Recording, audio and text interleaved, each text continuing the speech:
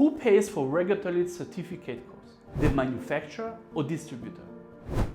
In our previous lesson, we covered the process of legalizing imports for distributors and enabling manufacturers to expand their reach globally. However, a common question that arises is this: who bears the cost for the necessary compliance procedure such as laboratory tests and certification issuance?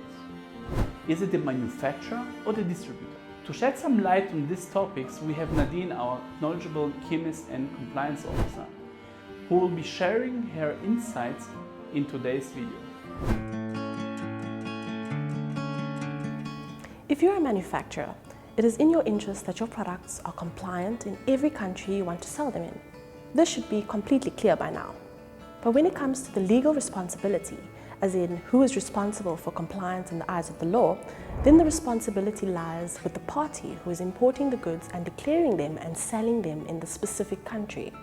For example, if your product will be imported to Europe, in most cases you'll need an EU-based company or individual to act as a representative and obtain all the licenses and approvals. This company or individual will be legally responsible for your product's compliance. To make things slightly easier, a manufacturer could also decide to create a subsidiary in the EU to handle all licenses and import approvals related to their product. However, in the case where they do not have a subsidiary, the manufacturer will need to support the distributor in getting all these licenses.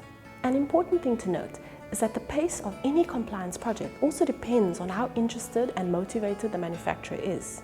Compliance can be quite complicated, and most of the necessary information and data needs to come from the manufacturer. So, if the manufacturer is genuinely and actively interested in the success of a compliance project, the project will benefit from their energy and proactiveness. If the manufacturer is not genuinely interested in the compliance project, their inaction could lead to delays. A common problem, especially with chemical products, is that the manufacturer needs to play open cards. There might be some company secrets like patents or ingredients that need to be shown to the government agencies, which the manufacturer is not very willing to share with the distributors.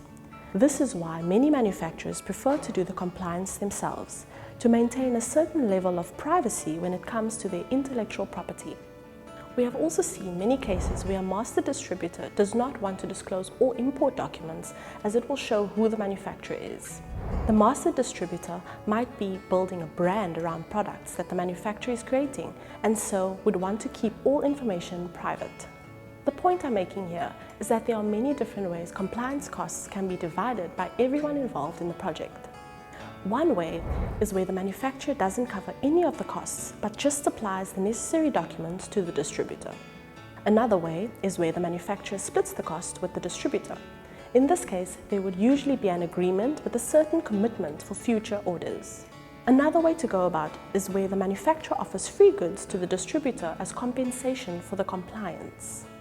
And another common way is where the manufacturer offers product discounts to the distributor for the cost of the compliance.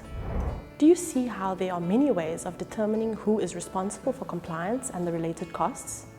It all depends on your role in the project and the goals of everyone involved.